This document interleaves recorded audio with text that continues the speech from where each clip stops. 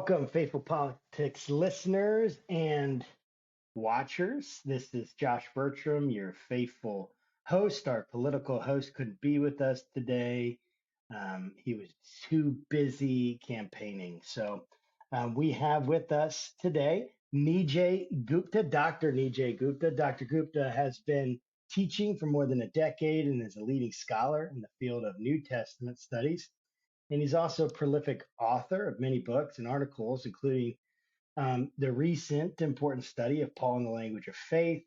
And he also co-edited with Scott McKnight the volume of the State of the New Testament Studies, and has a handful of books that have already appeared. And we're going to be talking about his newest book, The Language of Love, our words, 15 New Testament words for. And so we're excited about that. And thanks for being on the show, Dr. Gupta. Good to be with you again, Josh. I remember last time Yes. we had a great time with Will, and we had a lot of great conversation about faith and politics. So I'm excited to dig in again today. So it's a new era, new year, new political issues. So let's talk. Everything is new, right? And I'm sorry, I butchered the book. It's 15 New Testament words of life. I don't know why I sounded like 15 New Testament words of life. Yeah. Yep. And you guys should buy it. Everyone who's listening to this podcast or watching, right? I mean, it's worth.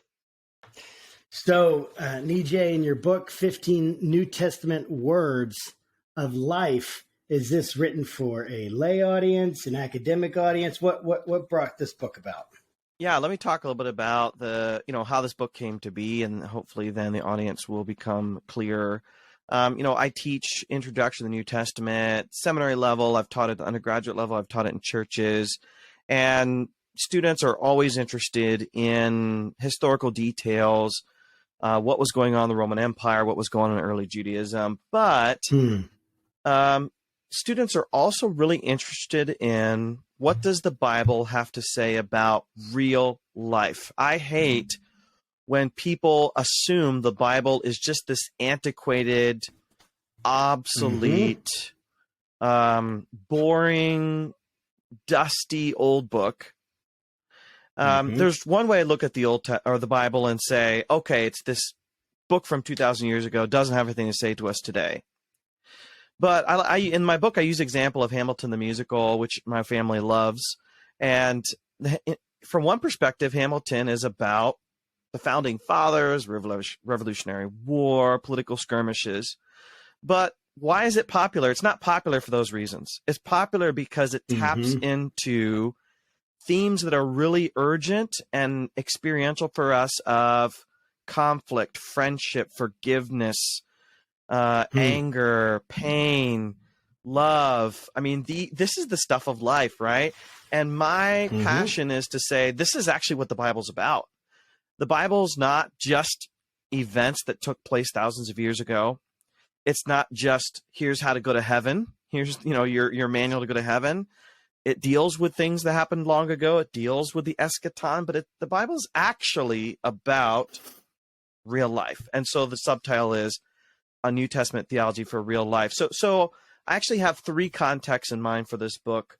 One is the classroom. I would love if Bible college, Christian university professors used it, even seminaries, as a companion to a more traditional introduction. Second context, I've heard preachers say they might use it as a preaching series. And our church, for example, does something called the Big Read, where they just encourage parishioners to read a book through the series. And so I would love if a church chose this book or the pastor used it as fodder or material to think through a preaching series on these big words in the New Testament, like righteousness, holiness, peace, religion, love, grace, hope. The third context, Josh's personal reading. I hate boring books. I feel like there are a lot of great academic scholars out there, but to find someone that can actually write in an interesting way is more challenging. Yes. And I'll tell you, one of the best things I did was I took 2 journalism classes in college as part of a public relations major. Having no idea I'd become a writer I just took them because they're part of my major. And they Yes. transform the way I write because journalists have to be interesting. They just have to. They have to. Otherwise, people are going to click to the next page or they're going to close the newspaper. And so that's taught me a lot about how to write. I don't know how much you think about writers writing, Josh, but one thing that I use with students, a mantra, is write for readers, not reviewers. I think about Rotten Tomatoes. I use Rotten Tomatoes all the time because with the website because I'm always checking movies out, TV shows, and there's the audience score and there's the critic score, and I'm almost always siding with the audience. I don't know if that means I have lowbrow taste or what, but I tried to write for people who are desperately wanting to know if and how the Bible actually connects with the things I experience from when I wake up to when I go to sleep.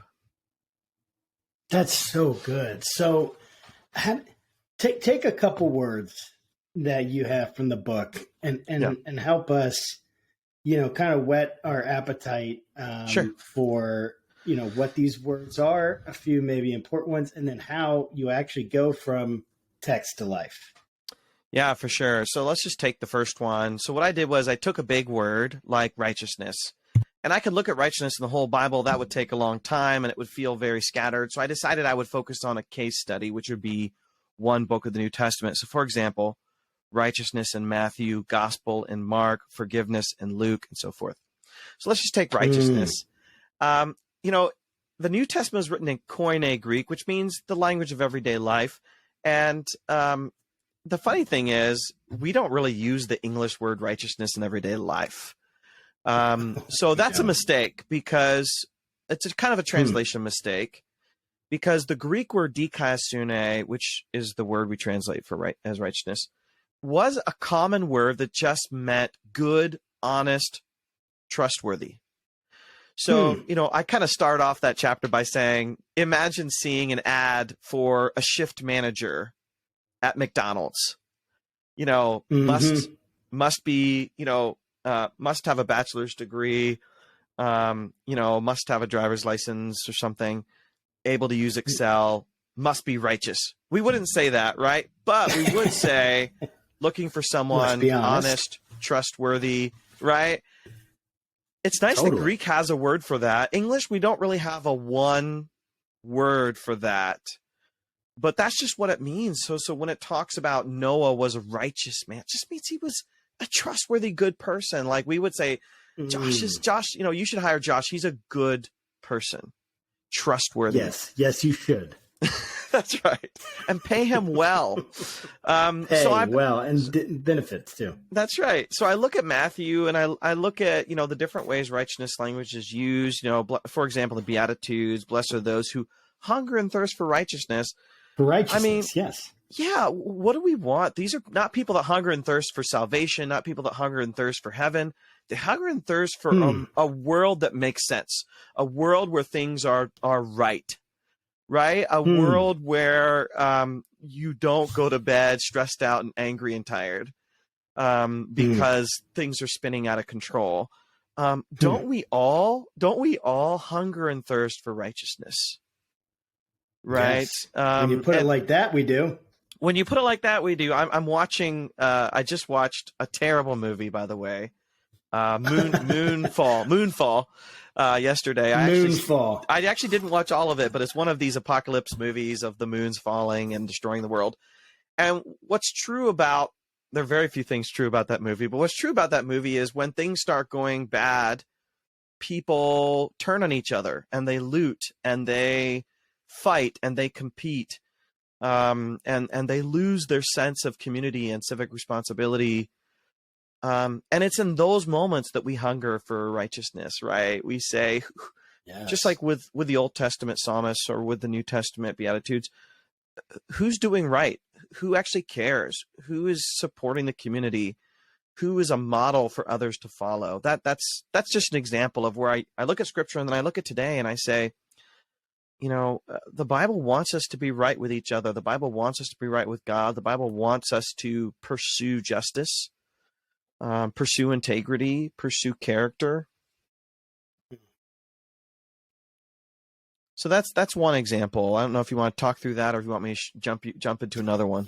Yeah, no, that's awesome. I love it that, the Bible, it's practically, there's a practical application to it. And it's, we miss that so often. And I love your passion for it. One of the things that comes on my mind all the time, because I'm always trying to help people figure out how do we take this Bible? 'Cause I got people talk to me all the time. I'm confused by it. I'm confused by the Bible. I'm confused by what it says. So for us, we can look at something and it's translated righteousness. And I guess that's part of what your book is about, to help us understand, that's there's another meaning to that. It's a more common meaning than we would have had for that word right now. What else how could someone go into Matthew and seeing that?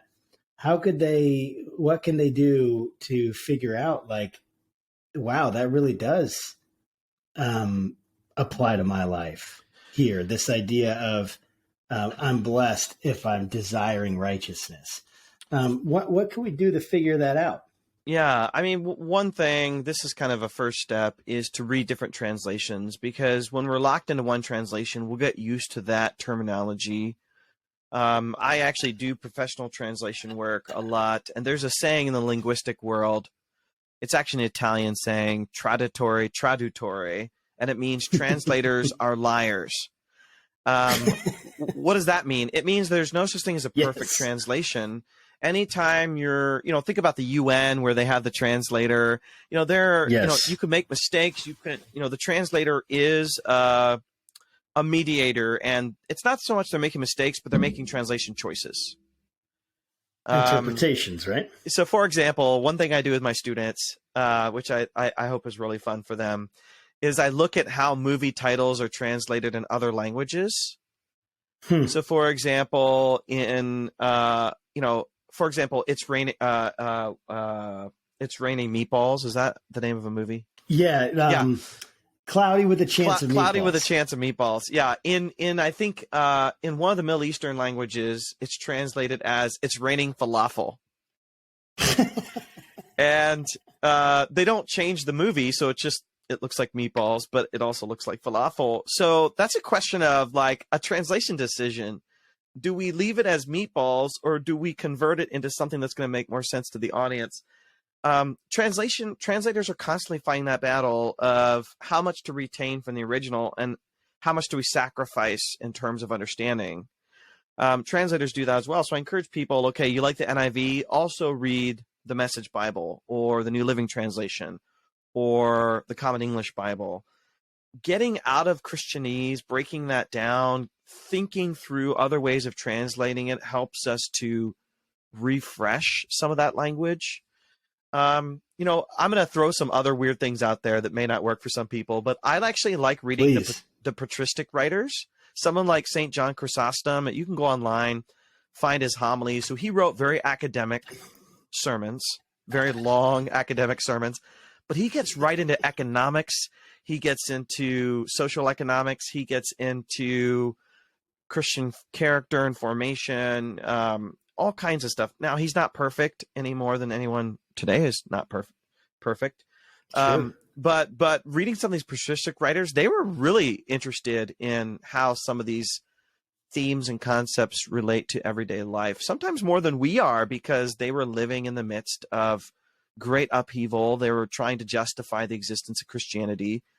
So I would read some of those patristic writers. There's a great book series with InterVarsity called Ancient Commentaries on Christian Scripture. Ancient Commentaries on Christian Scripture. It's these hardcover series, and they basically just pull out these snippets from different patristic writers for each book of the Bible.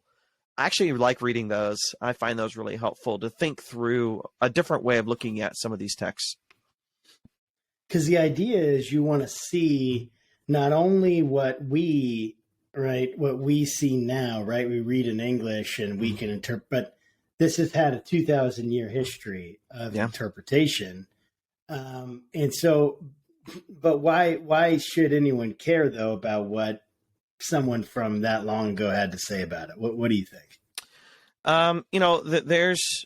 I mean, I think we should care what anybody outside of our culture has to say because we have cultural blind spots. So it would be great if you could listen to a preacher or teacher in India, even today, or someone in New Zealand, or someone in China, or someone in Brazil. Like that's great just to begin with. I try to read scholars from around the world as much as I can.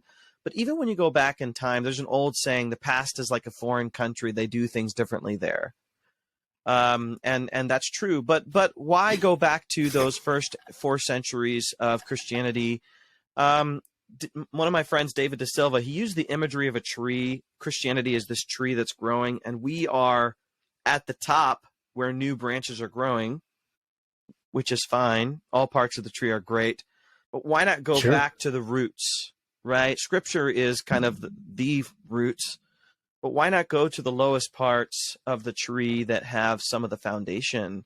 I mean, we stand today on the shoulders of Augustine and Ambrosiaster and, all these ancient writers that preserve the faith. They actually helped to form what we call the rule of faith, which are kind of the essentials of Christian theology. They're not written in the Bible, so the early church had to decide what are the fundamentals of Christianity, because so many heresies were popping up 2nd century, 3rd century, 4th century, and all these doors opened. Which direction should we take Christianity? And we know that doors closed. Gnosticism closed. Marcionism closed, right? We closed all these doors, or at least we tried to close them. Which means we're trying to get rid of certain heresies like Jesus wasn't really God, or Jesus was adopted, or there are 3 gods, or, you know what I mean? So those early writers are actually formative, even though we don't often know their names or what they wrote. They're actually formative in what the rule of faith is often identified with the Apostles' Creed. And the Apostles' Creed really is, the kind of the fountainhead of Christian theology. That makes a lot of sense. Like, thinking back, like when I first got to college, my wife and I were joking about this the other day. When I first got to Bible college when I was 18, I heard the word exegesis for the first time. And I swear I thought it was actually the name of Jesus in it. My wife said, I was like, what are we not? We're trying to take Jesus out of it, or what do we do? So it's just funny because like there's these words that you forget and they're not common among like, non-academic circles. And it's funny to think about the translation issues and the stuff of trying to interpret and trying to figure it out. Because when I was young, I felt like faith was very simple. And I guess in a way it is. It is simple, but then there's such complexity. And, to the historical reality of this faith. And, one of the questions I get a lot, Nijay, is from people that are skeptical and they think, the Bible, sure, there's some words in it that are great. You got these 15 words, but how could I even know that this Bible is true? How could I? Well, let me put it this way.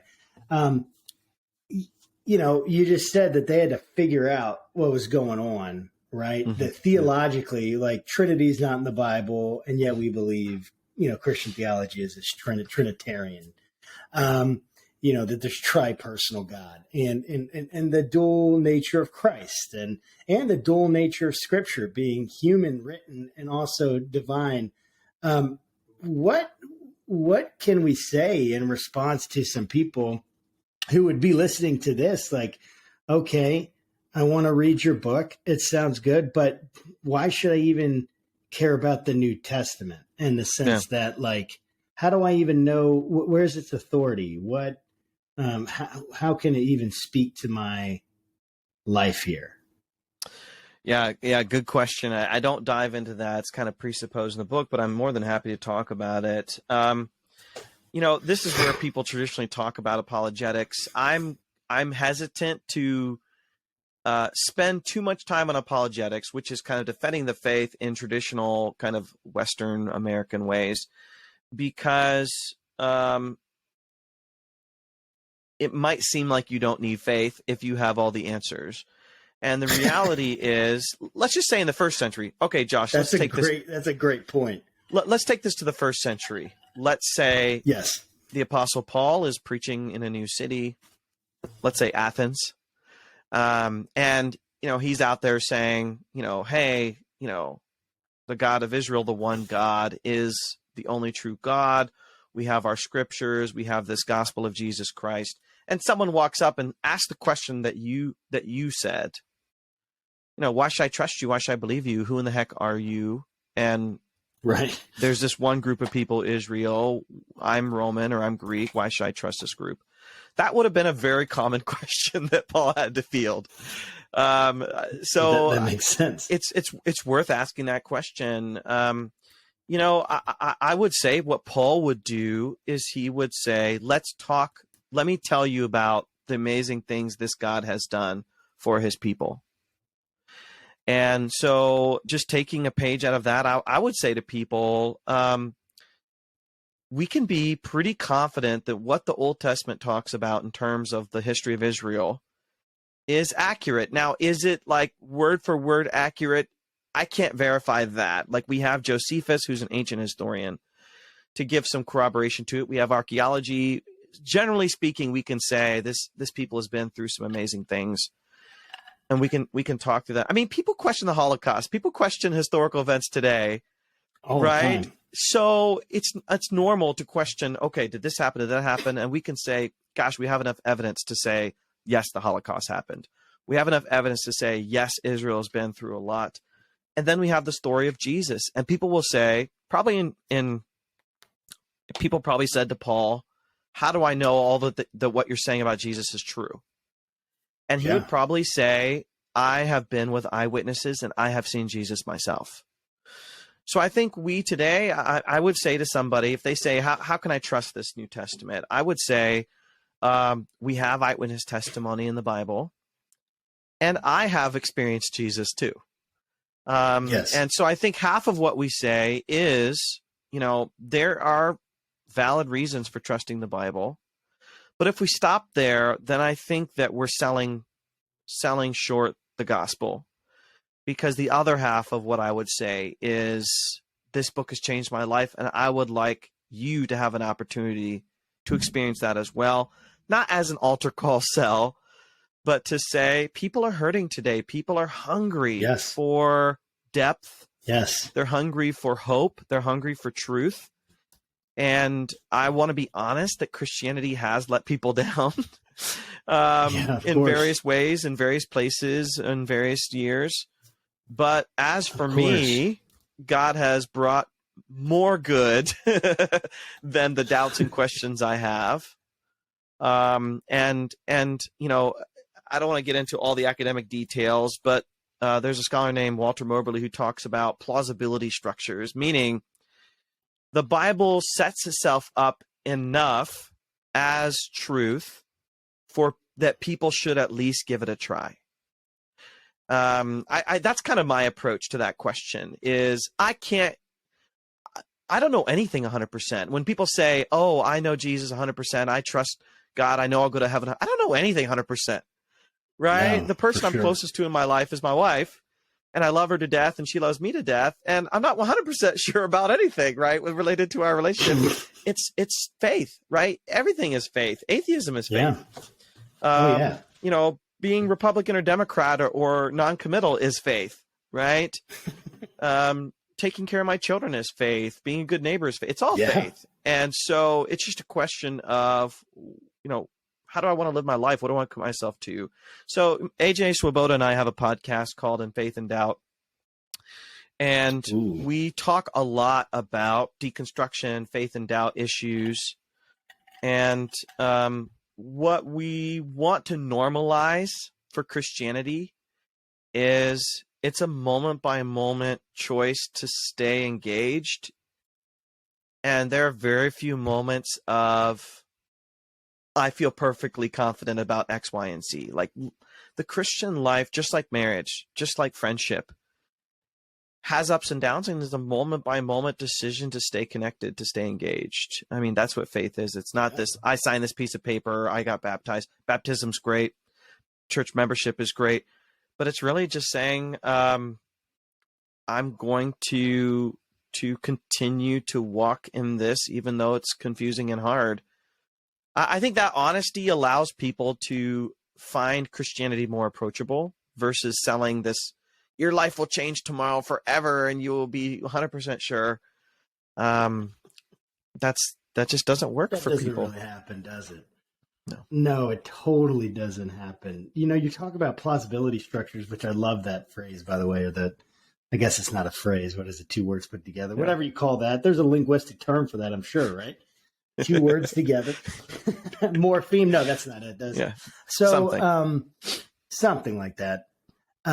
But so we're talking about the plausibility structures, which led kind of, you mentioned deconstruction. I want to get back to the book. I got several questions about words from the book, but this is super big that you even mentioned that, Nijay, because I have several people that I know closely, believers, that are in this place of what they would call deconstruction. And I've been thinking about this. I'm like, what is this even? Like, I've heard it around, you know, some people just say, oh, it's just an excuse to leave your faith, or excuse to, like, I guess I heard it's not exactly about this, but what's the John Christ said, he's talking about the Enneagram. He's like, stop using it as an excuse to just, you know, to excuse the bad parts of your personality. Mm. It just feels like, well, I'm an Enneagram. So, but it's like, it's kind of this idea that, like, you know, that we can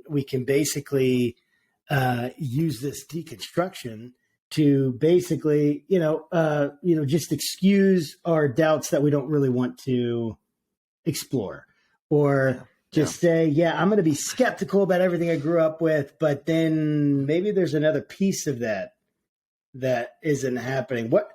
And I've also heard that deconstruction, like from Jacques Derrida, right? Am I saying that right? Derrida. Derrida, yeah. Derrida? Not Doritos. No, Derrida.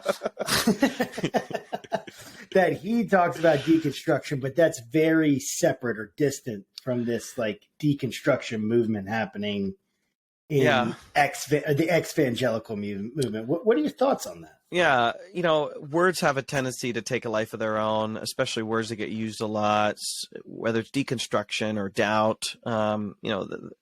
They can be overused and lose their meaning, but I find it helpful because it thinks of our faith as some kind of construct, right? A building. And, actually the Bible does that too, built on the foundation of, right? It talks about pillars, growing into something, a spiritual house. So I don't mind the language of building, and I don't actually mind the language of deconstruction. But let's use some case studies. All right. Just mentally, right?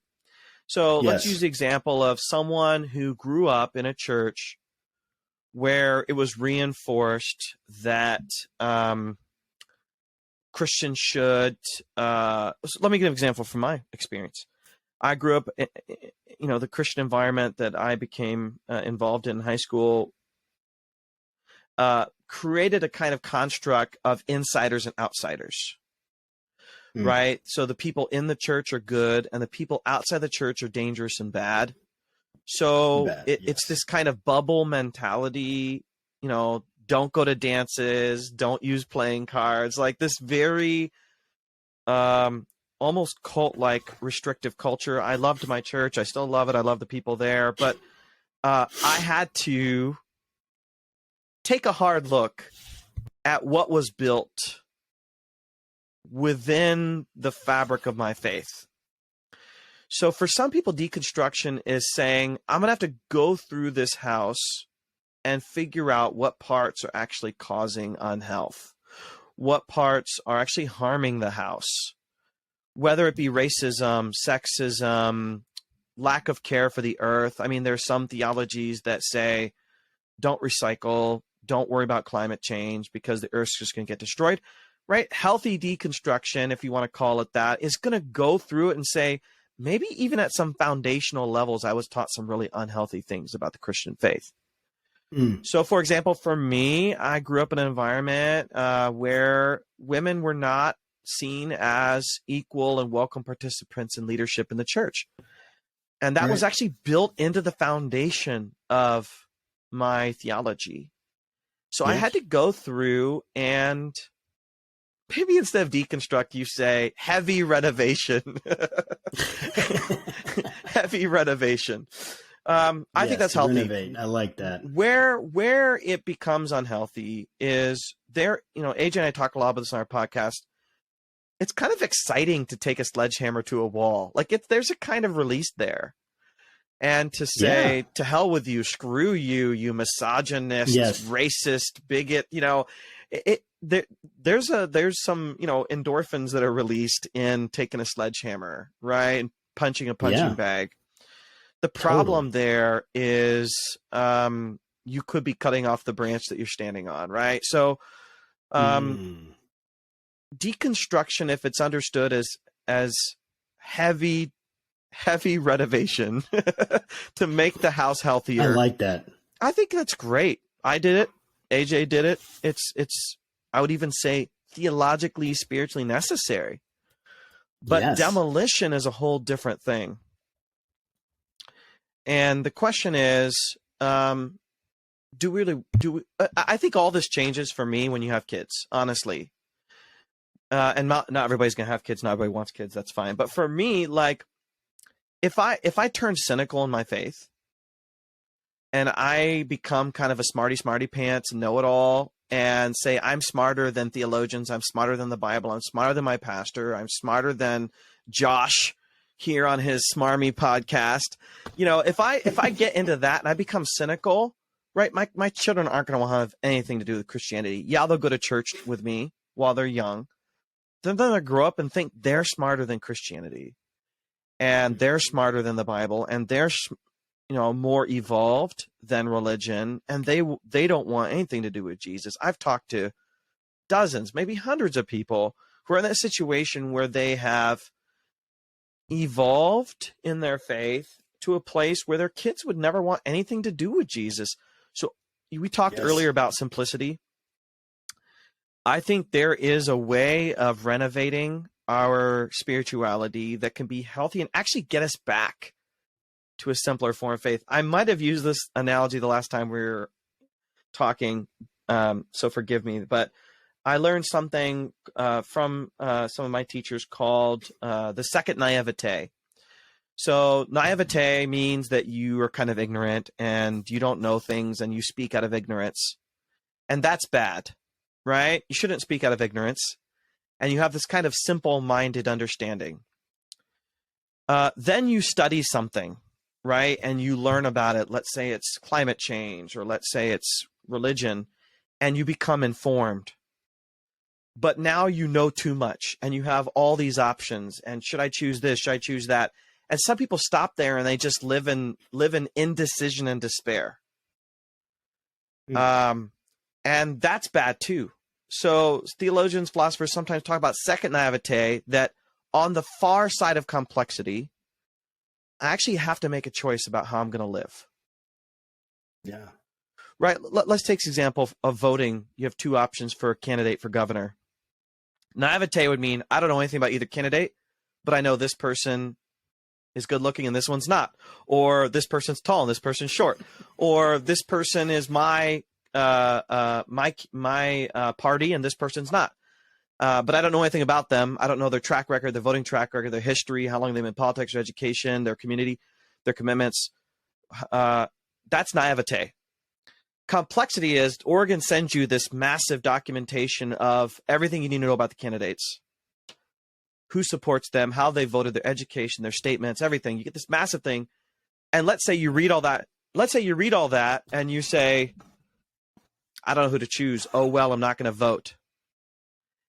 That's bad too, right? Because you have resigned yourself in complexity. And unfortunately, many people live there. Second naivete is, if the world's going to change, I'm going to have to make a choice. And I'm going to have to live with that choice. And that's where you look for a new simplicity on the far side of complexity. I've studied the issues. I've looked at it. I may only be 51% in favor of this person, but I have to make a choice and move on with my life. And so that's that far side. And I think that's really important in healthy deconstruction and reconstruction, that the goal will be to find my way back to a simple moment by moment soft walk with Jesus. I love that, man. If that doesn't happen, then you might as well give up on the faith. I mean, if it's just going to be this, I'm going to question everything the pastor says, I'm smarter than the pastor, I'm smarter than the elders, I'm smarter than the people next to me in the pews. Jesus doesn't want that. The person next to you doesn't want that. The preacher I know definitely doesn't want that. It's okay to question things. I think questioning things is normal and good and okay. I would recommend AJ's book, which is called After Doubt, How to Question Your Faith Without Losing It. Questioning is great. I like that. But questioning should have a goal of simplicity on the far side. That's so good. I'm looking up that book that you just After Doubt. You just mentioned. Yeah, After Doubt. That looks awesome. I love this conversation because honestly, well, that first naivete and second naivete, that's gold. That's gold. So I hope that people listening take that down, because that's such a good way to think about, like, almost like you're going from, it's like you go through a simple faith, then you go through this doubt, kind of complexity, everything. It's natural, right? Kind of like your own life, right? You get to teenage years and you're questioning everything, and then you move on, right, to just to kind of like determine, like, hey, I don't know the answers, but I am going to live the life that I think is best. Yeah, and the faith, because I'm going to have faith in something. And the thing I think is best. I think so. So good.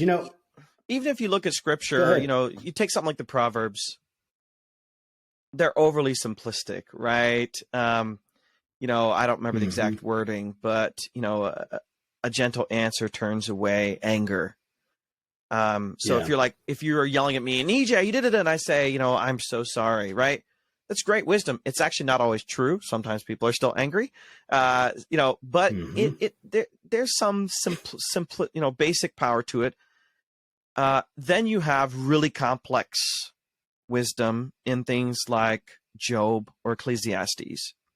Does that cancel out proverbial wisdom? No, you actually need both. You need proverbial wisdom, penny saved is a penny earned, right? And you need the more sophisticated wisdom of some of these other writers. Jesus himself does speak in sometimes simple proverbs, sometimes simple parables, sometimes very complex parables. And the nice thing is, we can have both. It doesn't, and going back to my children, I know too much about Christianity. My wife and I, we both have Master Divinities. We both have been in the church a long time. My wife and I know all the ugly parts of the church. My wife's a pastor. I'm a seminary professor. I hear from, I've spent time and worked with hundreds and hundreds of pastors. That would be reason enough to give up on the church, right? We try not to dump that on our kids, right? We want them to have as positive of an experience in the church as they can as young people, knowing the messiness is coming, the complexity and doubt are coming, and we don't hide it, and we do talk about things openly with them. My wife has, gone through different job transitions. We've talked openly with our kids about all of that. I've gone through job transitions. I've been hurt by the church. I've been hurt by the academy. But we want to remember the best parts of our experience with God, the best parts of our experiences in the church, and offer that to them. So the reason that we called our podcast In Faith and Doubt is meant to reflect our marriage vows for richer or poorer, in sickness and health. And a Christian life is in faith and doubt. Yes. Once we normalize that, Christianity is actually more appealing. I feel like we want to pitch Christianity sometimes as this perfect thing, and that's just bound to let people down. Yes. But when we actually start with saying, AJ talks about on the podcast, that when he used to be a pastor, he would do kind of welcome to the church meetings for new people. And he would start off saying, let me tell you all the reasons you shouldn't go here. And he starts talking about all the problems in the church. And he says he does that because the people that stay really, really, really recognize there's something greater than the ugliness that they're bound to, versus saying, we're going to give you a mug, we're going to give you candy, you're going to get great worship and preaching. Yeah, of course. But I want to know, what are the parts of this community that are going to be troublesome? So, yes. Yeah, I don't know how we got to all that, but it's something that I like to talk about. Well, it's so important, man, because it's like this evangelical, movement, which I totally understand. A lot of the backlash against the way in which basically the Christianity we inherited, right, was a cultural, just like every, Christianity was a cultural Christianity, in the sense that it has those cores, but then there's all these cultural things that we bring. Some we like, some we don't. Some are good and helpful, some are not. And being able to go back and see those is so important. When you were thinking the deconstruction, like thinking about that theme and maybe connecting it to your book a bit, what was the most countercultural concept or word for today? Like that you would feel like that you came across in your study and research for this book. What was the most countercultural concept and word that you saw that today people would be like, no, that's not me? Yeah, good question. I mean, there's a bunch I could choose from. Probably the one that comes most quickly to mind is the word religion. That's one of the books, one of the chapters in this book. And I start off with an interesting case study from about 10 years ago. There was a kind of social media influencer named Jefferson Bethke. You might have come across his stuff before, but he made this kind of rap. He made this rap about religion versus relationship. And it was this clever rhyming, the Bible is about relationship, not religion. And he's talking about, religion is about hypocrisy, legalism, all this stuff. And he says relationship is about knowing Jesus, whatever. And I felt like it came across as very black and white and judgmental towards the term religion in a way that doesn't even resonate with the Bible. The Bible actually uses the word religion positively in the book of James. Religion is to care for the orphan and the widow and so forth. And time and time again, the Bible actually uses the word religion positively. It can point out hypocrisy and legalism like Jesus does in Matthew 23 and in other places, the Sermon on the Mount. But there was an actual response from a Catholic priest to Bethke in hip hop rap form that's basically saying, religion has been good for the world because all the charities and, things like that. So he's basically defending the Catholic Church as an institution, which if you listen to it is actually pretty good. I quote some of it in the book. I think sometimes when people want to make this dichotomy between religion and relationship, it can turn Christianity into a very self-centered endeavor, right? It's about me and Jesus. It's about my quiet time. I get to decide when and if I go to church. It's about my warm fuzzies. Religion, if we use the classic understanding of religion, it's about a community. It's about being a part of a great tradition. It's about being catechized into a community that's been around for thousands of years.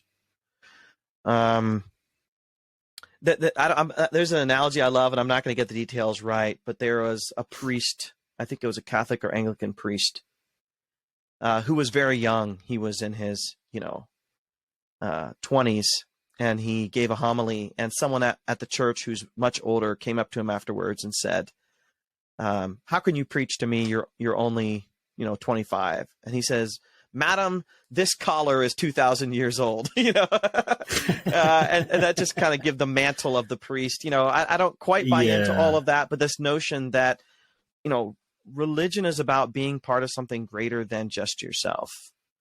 Right. Being part of this beautiful, massive movement that involves millions of people over time. Religion is used in such a negative way today, and I wanted to vivify and take a positive spin on it, and to say religion's about community, it's about politics, about justice, it's about hope, it's about the past, it's about the future. It's about making our lives better, but also helping our lives contribute to something much greater than ourselves. I love that, man. That's so good. I mean, I've used that phrase of like relationship versus religion, and you're really making me think. And of course, it's a nice phrase. What we mean by that, right? What we mean by that is that, those negative parts of religion. And I'm almost thinking of like the rigid parts, the ones that are not right, but they're so rigid and tradition. Like when we think about when Jesus said, you're holding on to the tradition, not the words, right, of the scriptures. But I really love that new take because it's true. And I'm like, what do I do with that place in James? It says religion right there, we translate it religion, but what do I do with that? And I love your take on that. I really do. I think it's almost like relationship has to do with our inner self, and religion has to do with our external self or body. And not without taking it too without going too far with it, it's like we act out, we do acts of religion. Right. Yeah. We do acts of worship. We do acts of service. Internally, that could come from a good motivation or bad motivation, or mixed, which is almost always. So just depending, on which percentage of bad and good. But that we can, that we have this internal part of us, but we have a body, and that's something I've been coming. We separate our body and soul way too much, right in the Western world, and I'm reading Scott McKnight's book on fasting, and it's really challenging me. It's awesome. I love it. I love the anthropology in it. I love, so it's really cool.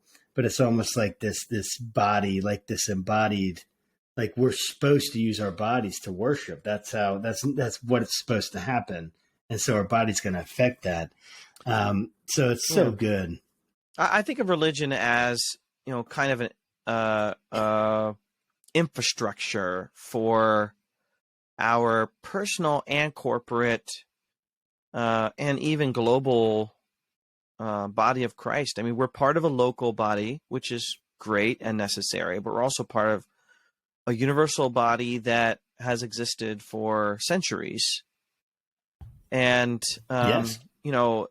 to be a part of that is great. I mean, when I was living in England doing my PhD, the building that my classwork was in was next to Durham Cathedral, this massive Norman-style cathedral, World Heritage Site, kind of one of the 7, 20 wonders of the world, and that's been there for over a millennium. I mean, it's and you stand in there and you think like God has been doing things in this building in special ways for hundreds of years. And there's something, I love when God does new things, but when God uses, the same building for hundreds of years is also something that we need to think about. I feel like sometimes the generations today, maybe my generation, likes to chuck what's old and start new. And the no Bible doubt. does encourage renovation and newness, but not at the expense of what has been there before. We can learn so much from the traditions that have come before us, and the people that have come before us, and what's been passed down. Yes. Yeah, we can be so judgmental of the past and so judgmental of I mean, particularly of the past and the people in the past and how terrible they were and all their views and all this stuff. And it's like hard to hold the tension of progress, even how we define progress, because some people wouldn't define progress the way that, that it's typically defined in our culture. But the tension between that and this, like, holding on to what is good already. One thing that I had, I love the idea of the countercultural, especially like in Christian culture. What do you think is the word that you found in your research that was the most political or could have the most maybe effect on our political selves as we interact with the world around us? That's a good question. Looking through. Oh, you're fine. I mean, one that comes one to mind. Come to mind, that's okay. Yeah, one that comes to mind is the word peace. Peace can mean many different things. It can mean the cessation of hostilities, which is kind of the classic definition. A more Jewish notion of peace. And I give these subtitles to the chapters. So a Jewish notion is more positive or formative. And so I give the subtitle wholeness, goodness, and harmony in Christ Jesus.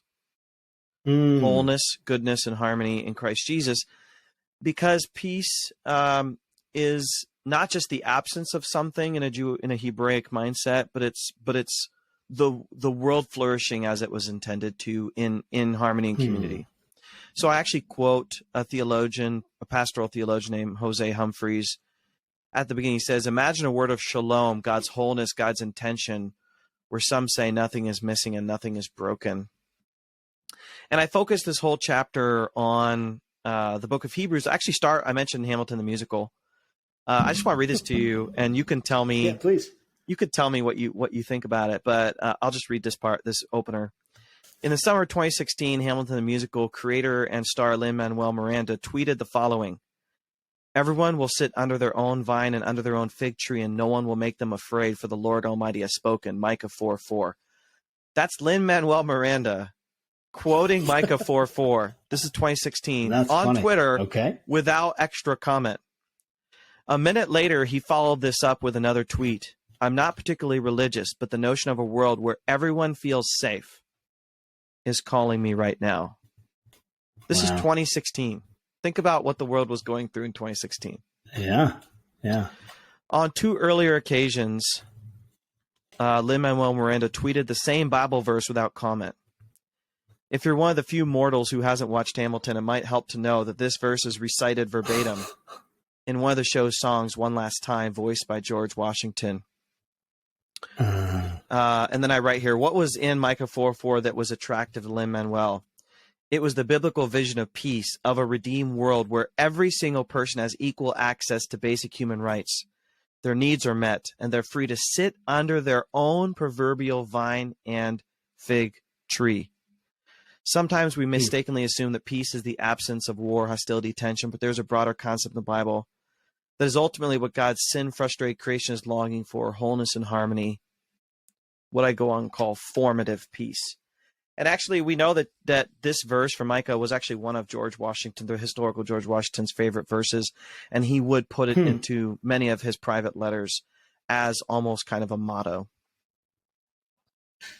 That's amazing. So it's like we have peace, which in our, like, it's almost like, so if I'm understanding correctly, you have in our church culture, especially, we will see peace as we just don't want to have conflict. We just don't want to, as long as we're not in a fight with anybody, right. But that's just only one dimension of it. That's right. Right. And this other dimension is this wholeness.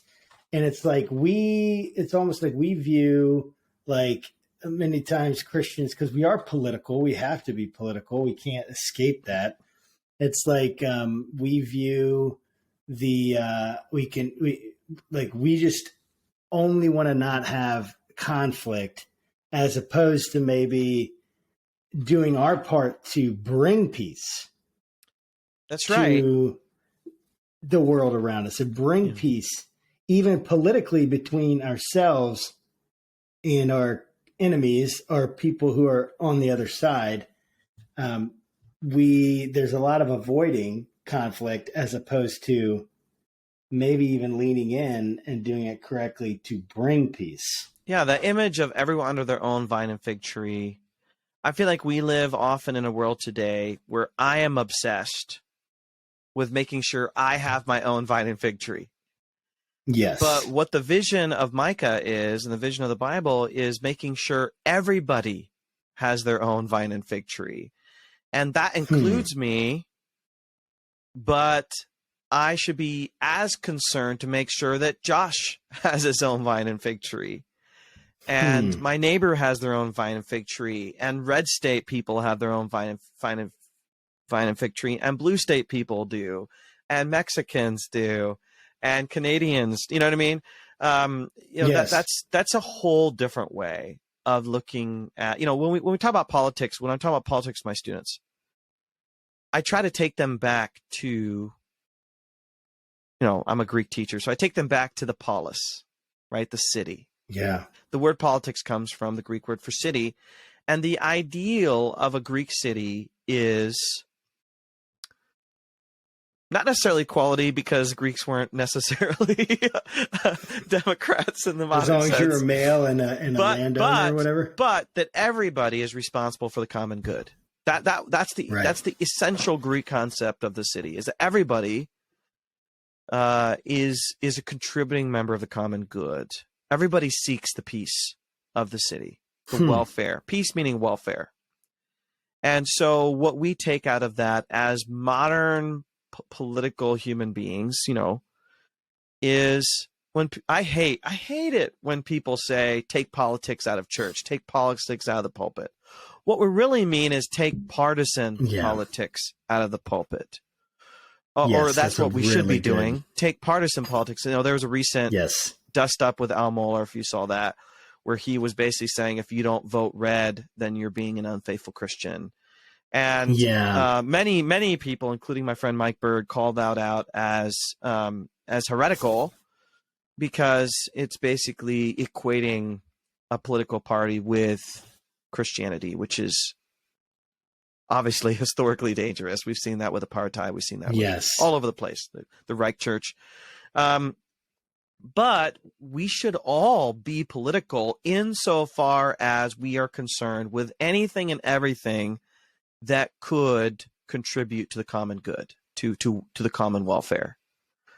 And when we bury our heads and we say, I don't care what happens in politics, I don't care what happens with healthcare, I don't care what happens with climate change, with environmental policy, I don't care what happens with immigration, we're not acting according to conscience and according to common good. We're acting basically selfishly. We're just saying, I'm just waiting for the world to end. I'm worried about me and my vine and fig tree.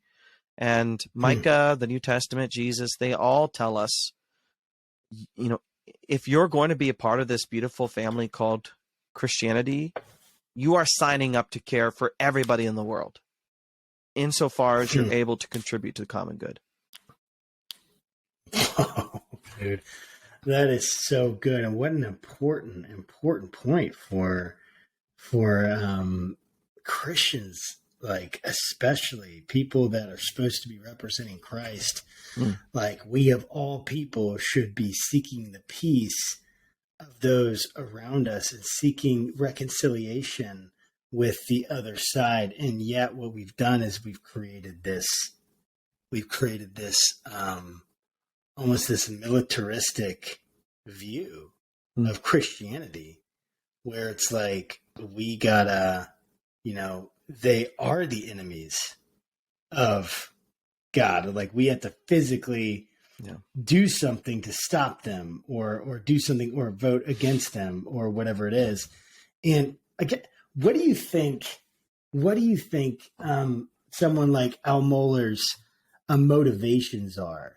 And I know that you can't speak to like what is actual, but like what might like, I guess when I hear that, I'm like, that doesn't sound right. But a part of me could understand if they looked through like the platform of the Democratic Party versus the platform of the Republican Party, and they see, oh, wait, it seems like these things are, whatever, Christian, and these things, or more in line, not Christian, more in line with scriptural ethical teaching versus maybe the Republican Party. Can we even make that comparison? Is it even a fair one?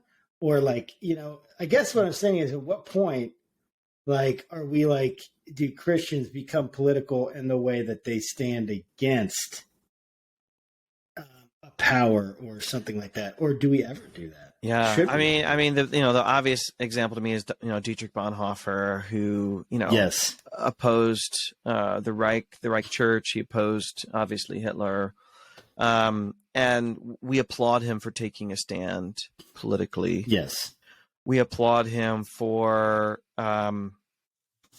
doing everything in his power. But that, I mean, we're talking genocide, right? That's very different than. Yes. Hey, this person doesn't support my preferred healthcare policy. That's. Yes. I think there's some discernment there. Right. I think Mohler. I think there are different views on forms of leadership and how much a leader has an obligation to dictate to people what to do. Right. Some forms of leadership are more values based. Okay, here's what you should value. Right. And then I leave it to you, Josh, to decide what to do with those values. Right. Right. That's a light-handed approach to leadership. Right. I'm going to teach you and equip you to use a Christian lens to interpret the world around you. And then I trust you to make that decision with the Spirit's leading. A different form of leadership says, I know what's right for everybody, and I will tell everybody what's right. Mm-hmm. That's dangerous. There's just no question that that's dangerous. I'll tell you where my heart's at right now. The word tolerance has fallen on hard times. Right. People see the word tolerance as compromise and weakness and passivity.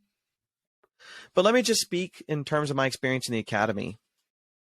I see the academy, I think largely because of social media and political politics, American politics. I see the academy moving into silos in a very drastic way. One of my students once asked me about one of my academic views, is this mainstream? I said, there's no mainstream. There's like 25 different streams. Choose your stream, right? Yes. There's no mainstream. Think about just even the Republicans. Are all Republicans of one mind? No. Are all Democrats of one mind? No. There are, different kind of subgroups. I see these silos and they're becoming very stiff and hardened. Yes. And the idea that which is why I love your podcast, because you guys are doing your best to find as much common ground as possible across difference and to actually forge friendships across difference. And what's the opposite of that? The opposite of that, and this is what I see happening in Mohler, is demonizing the other side. Right. And vilifying the other side and saying the other side carries a pitchfork and has a red pointy tail. Yes. I think there is a time to do that, but that's like nuclear. That's last option. Yes. That's last option. That's going nuclear. That is what Bonhoeffer did, right? He went nuclear. Yes. Some say he was actually involved in an assassination attempt. Like, that is last option.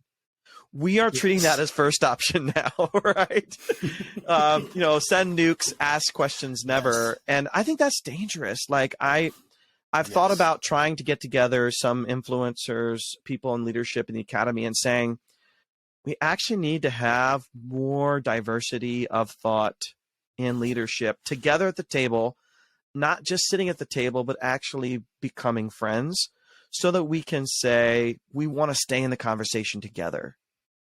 Yes. And we're not seeing that happen in the church, and we're not seeing that happen in politics because we're getting this release valve on social media and in political rhetoric of being able to call out people for scandals, being able to call out people for mischief, crimes, right? It's important that we call those things out, but then it's easy to say those people over there are evil and doing the work of the devil.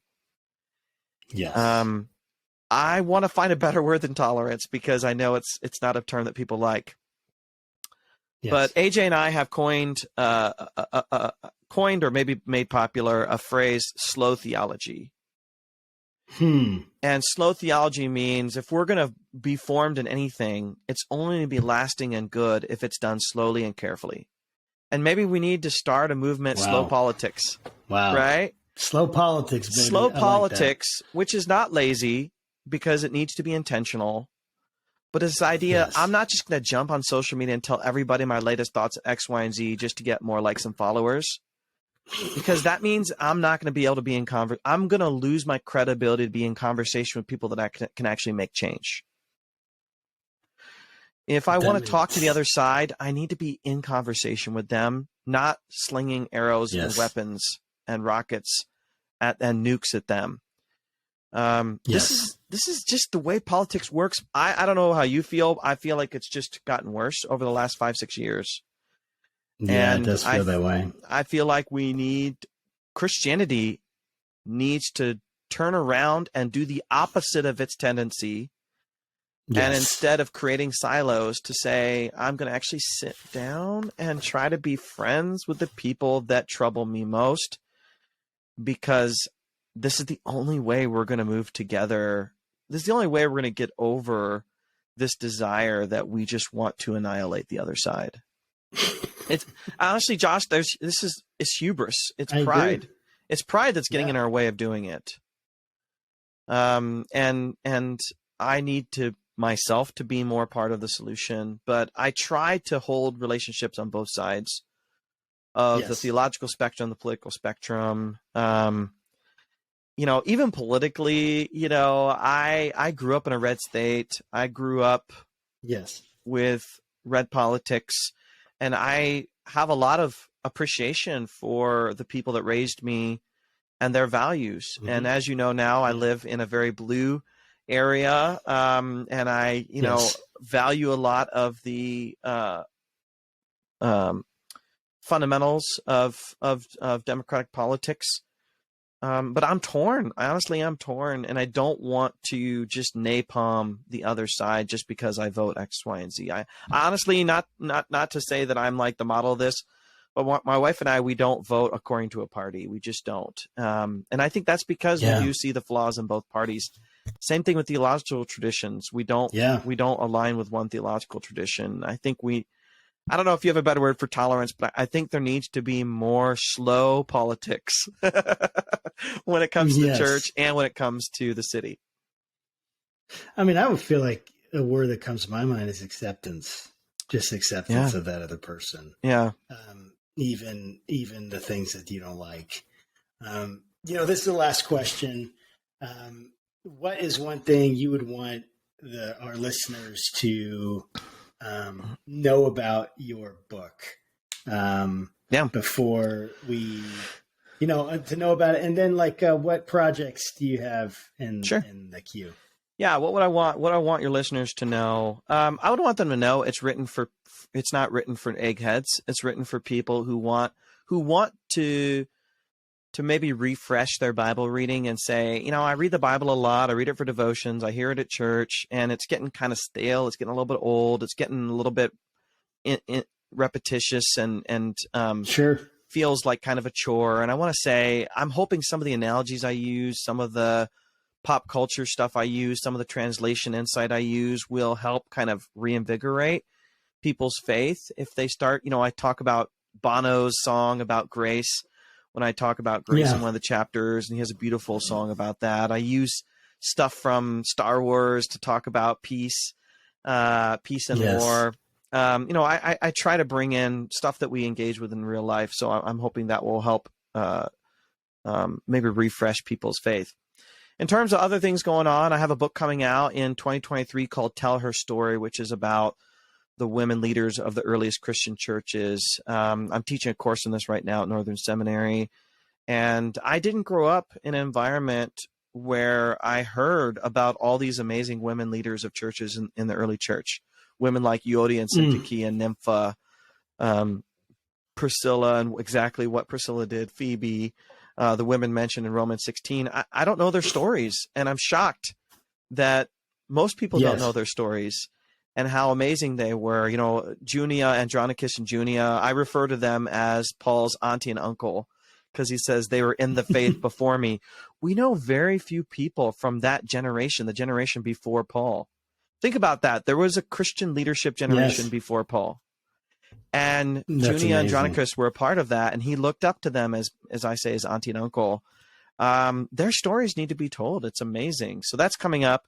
And then I'm working on a book right now called Strange Religion about how the early Christians were weird, dangerous, and attractive.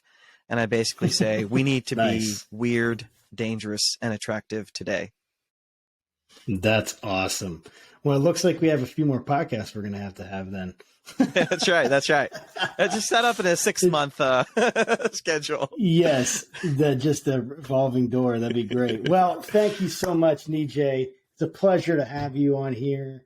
So thank you, guys. You want to get the book, 15 New Testament Words of Life. Yep. It's on sale everywhere you can get books. So make sure to grab a copy. I know I'm going to. And thanks so much, guys. Thanks, Josh. We'll see you next time. Yep. Bye.